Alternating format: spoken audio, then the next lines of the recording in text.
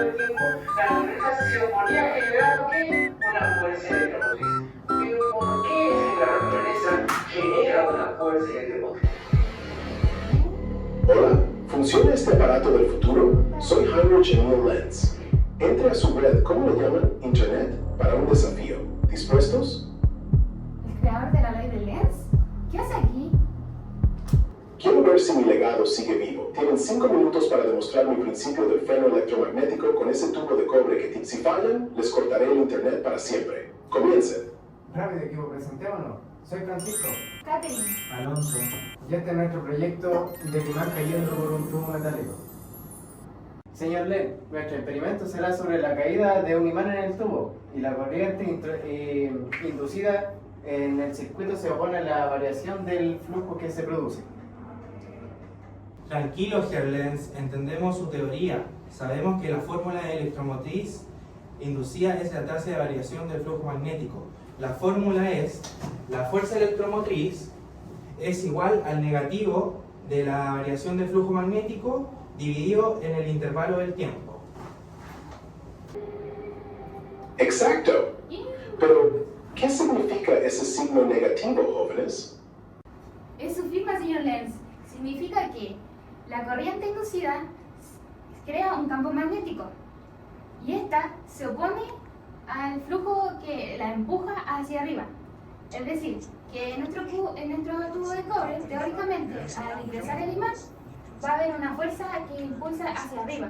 Y este no va a caer en una velocidad normal, sino que va a caer más lento.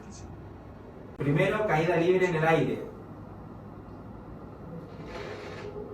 Gravedad básica. Aburrido. Muéstrenme la magia. Ay, ok. Hagamos el ejercicio entonces. Obvio, me encontró aburrido. Bueno, ingresaremos el imán a nuestro tubo de cobre, en el cual se demora aproximadamente 5 segundos con El flujo magnético en el cual es el cambio en el valor inicial menos el final. ¡Maravilloso! Mis queridas corrientes de Foucault en acción. Exactamente, se generan corrientes de Foucault en acción, ya que crea su propio campo magnético. ¿Y cómo sabemos esto? ¿Y por qué se genera un campo magnético? Ya que se produce un voltaje. Y nosotros hicimos la prueba aquí. Aquí nosotros aplicamos la fórmula, señor Lenz, en el cual el paso 1 era saber el flujo magnético.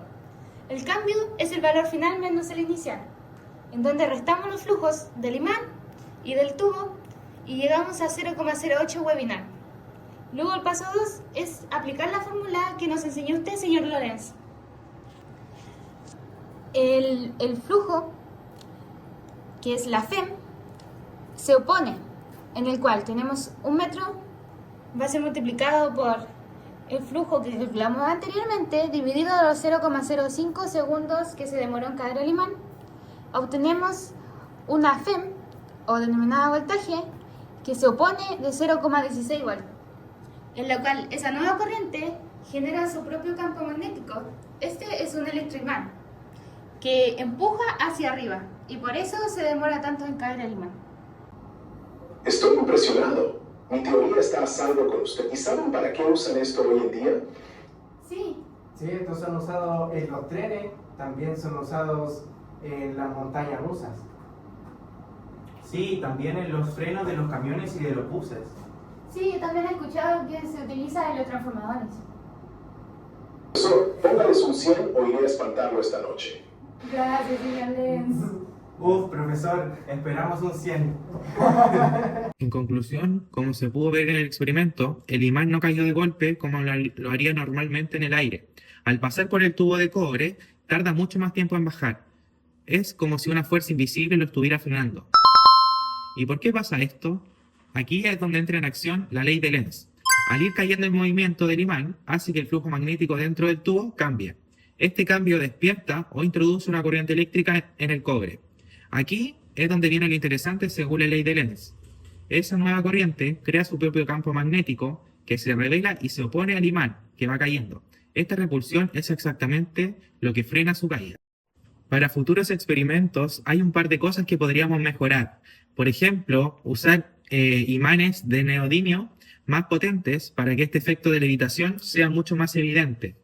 También podríamos probar con un tubo de cobre un poco más grueso para disminuir la resistencia eléctrica y... Bueno, en conclusión, el experimento demostró que la ley de Lenz se cumple en la práctica, ya que el imán cayó mucho más lento dentro del tubo de cobre debido a las corrientes inducidas que se oponen en su movimiento. Los resultados obtenidos coinciden con la teoría y confirman la relación entre la variación de flujo magnético y la fuerza de oposición generada. Y las mejoras sería útil realizar más mediciones y utilizar elementos de mayor precisión para comparar tubos de distintos materiales o espesor para analizar cómo cambian los resultados. Las bobinas reaccionan a cualquier cambio en el campo magnético que las rodea. En ellas se generan corrientes inducidas que contrarrestan cualquier variación del campo magnético. La ley de Lenz establece que para conservar esta energía, la corriente inducida en una bobina produce un campo magnético que se opone a cualquier cambio en el campo magnético existente a través de la bobina. Mediante el uso de bobinas y la modificación de campos magnéticos, los seres humanos han estado generando electricidad durante décadas. En los generadores, la energía mecánica se convierte en energía eléctrica. La regla de Lenz explica cómo el movimiento de un conductor a través de un campo magnético induce una corriente cuyo propio campo magnético contrarresta el movimiento original. Entonces, en consecuencia, al girar el generador en el campo magnético, debe realizarse un trabajo que se convierte en corriente utilizable. Asimismo, igual como los transformadores, que se sirven de la ley de Lenz para transferir corriente alterna de un circuito a otro. El nivel de tensión puede modificarse colocando bobinas con distinto número de espiras enfrentando en dos circuitos diferentes. La bobina del circuito primario genera un campo magnético que induce en una corriente con una tensión adaptada a la bobina del circuito secundario. Asimismo, igual los motores eléctricos, en el cual la corriente es la contrafuerza generada por la inducción electromagnética, provocando un par que accione el motor. Y así con múltiples usos como pueden ser los sensores inductivos o detectores de metales, o los frenos que habían mencionado los compañeros durante el proyecto. Aplicaciones de electromagnetismo docente. Aldo Antonio Arriola González. Estudiantes. Catherine Orellana Alonso Salas. Francisco Olivares, Ingeniería Eléctrica